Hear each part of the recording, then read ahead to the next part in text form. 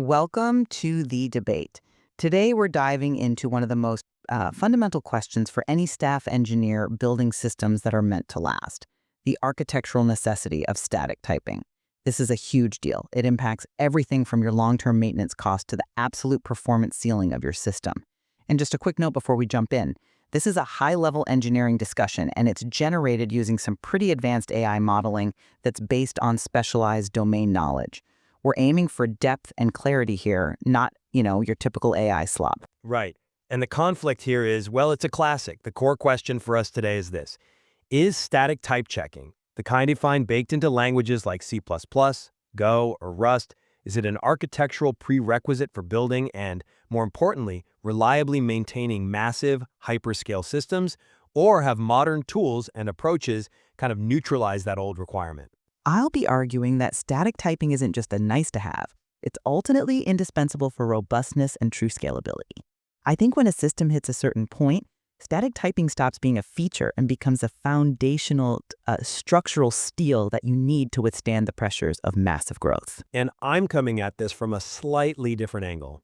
I'd contend that the incredible success of flexibility, that initial velocity you get, and just the maturity of hybrid approaches, I'm thinking TypeScript or MyPy in the Python world, they've really eroded that claim of necessity. I think for a huge part of the stack, the focus has shifted back to good old-fashioned engineering discipline, not a mandatory language choice. Okay, so let's try to define that boundary then. My core thesis is that once a system gets past, let's say 1 million lines of code, and it's being worked on by large distributed teams, static verification shifts from being a nice optimization to an architectural non-negotiable. And the reason for that is the idea of the compiler as a guarantor. A really robust type system is effectively a formal logical proof that the compiler runs for you ahead of time. It proves that your program is free from an entire class of errors before a single user ever touches your code. That phrase, formal logical proof, it sounds impressive. But what does that guarantee really give you that, say, a comprehensive suite of unit and integration tests doesn't already cover? It gives you certainty, and crucially, it saves time exponentially. Your unit tests, they only verify the specific paths and data you think to write tests for.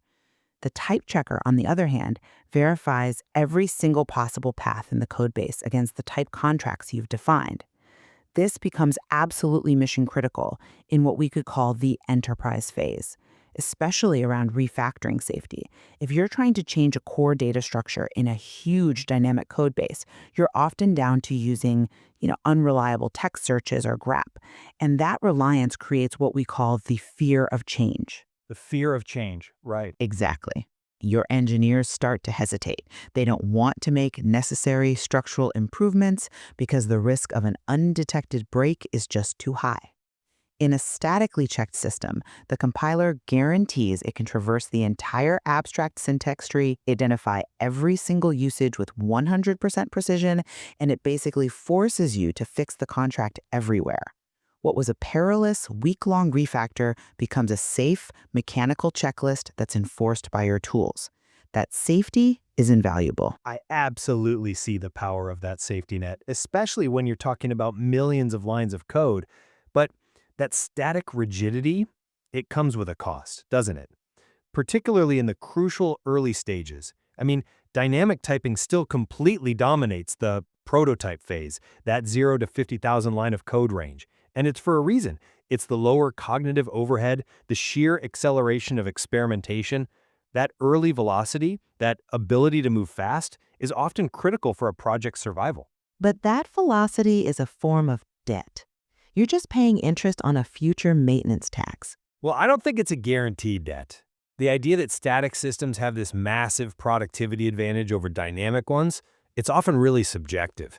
You mentioned avoiding type errors, but there have been controlled empirical studies, like the ones by Stefan Hanneberg, that showed there was no significant difference in total development time for developers using static versus dynamic systems for common tasks.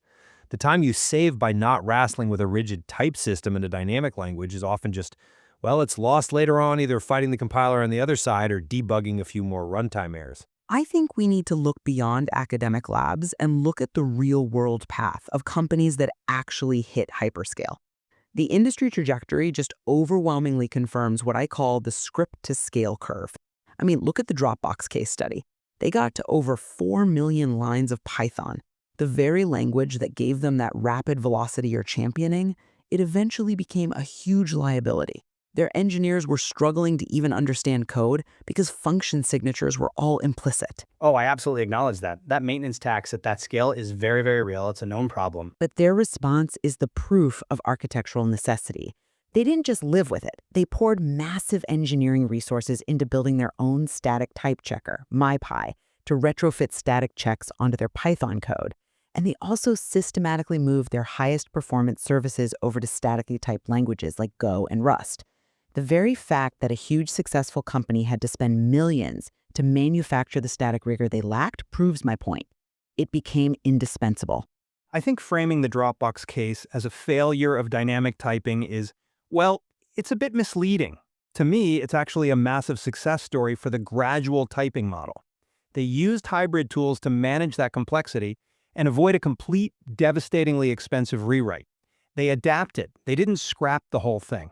And besides, we have to be careful not to make language choice the single, dominant factor for system quality. Well, what else of the dominant factor, if not the fundamental structure of the language itself? The research suggests it's largely about culture and process.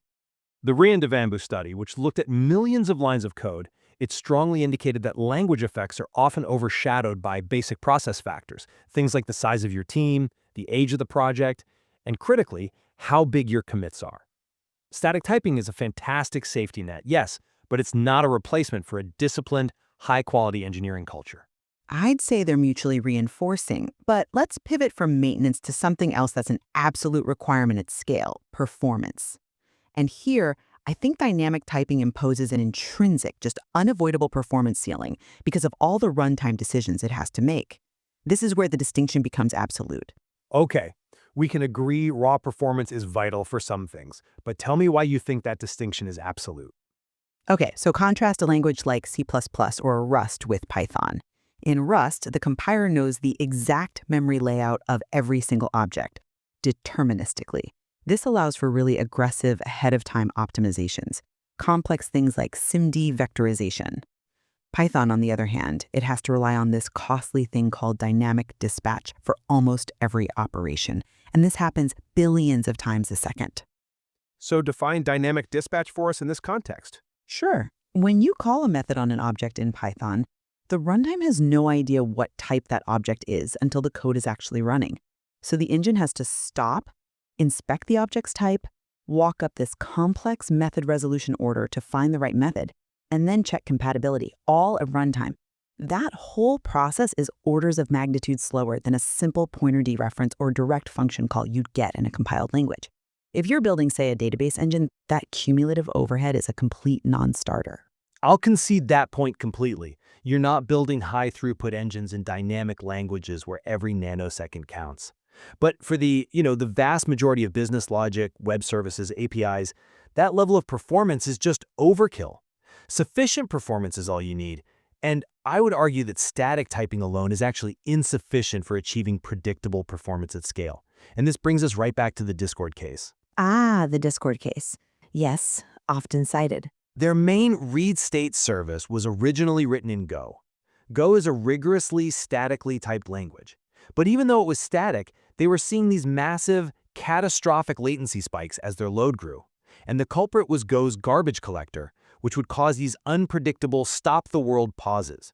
So the point is, they were static, but they were completely unpredictable. And they solved it by switching to Rust. Exactly. They moved from a static, garbage-collected language, Go, to a static language with deterministic memory management, which is Rust's ownership system. This shows that for systems that need truly predictable, low-latency performance, the architectural necessity isn't just type checking, it's rigid control over memory. And that is what dynamic languages inherently can't give you. Static typing is only part of the puzzle. I think you've just proven my point, but in a more specific way. You're arguing that even standard static typing isn't enough, and what you really need is the most rigorous, highly constrained form of static typing available, which is Rust. You're proving the trend is towards more rigor, not less. Rust's ownership model is just an incredibly precise type system applied to resources and lifetimes. I see it differently. That level of rigor is needed for a very specific, narrow layer of the stack, the core machinery. It doesn't apply to the application layer, which is most of the code. Let's go back to the hybrid model, because I'm not convinced you can just discount gradual systems for that application layer. I am not convinced by them because while they're pragmatic, they are often fundamentally unsound, and this difference between theoretical safety and practical safety is immense when you're at scale. Unsound is a harsh word. But it's accurate. In Python, the runtime just ignores the type hints. A variable you've annotated as a list int can absolutely still hold a string if that data comes in from an untyped part of the system. And TypeScript deliberately includes escape hatches. The any type is the most famous, and it has specific unsound behaviors just to make it easier to work with old JavaScript. This proves that these systems prioritize developer convenience over the highest possible safety barrier you get from a truly static and strong language. You're always one any away from a runtime bug. But you have to weigh that theoretical purity against the practical benefit. The real value of these systems isn't the 100% guarantee. It's the 80% practical lift they give you day to day. I mean, look at the data from Airbnb. They estimated that a staggering 38% of their production bugs could have been prevented just by adopting TypeScript. Which means 62% of their bugs were still possible. True, but think about the velocity you gain from that. A 38% reduction is massive. And the benefit isn't just bug prevention. It's about enabling superior tooling, accurate autocomplete, safe refactoring. That's a night and day difference from working in pure JavaScript. And then you have structural typing like in TypeScript and Go. How does that solve the philosophical divide? Well, structural typing lets you keep the flexibility of duck typing, the whole if it quacks like a duck, it is a duck idea, but you enforce it at compile time.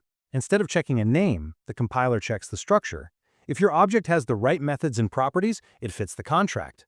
So you get the expressive power dynamic programmers love with the safety static programmers need. It's a very effective bridge.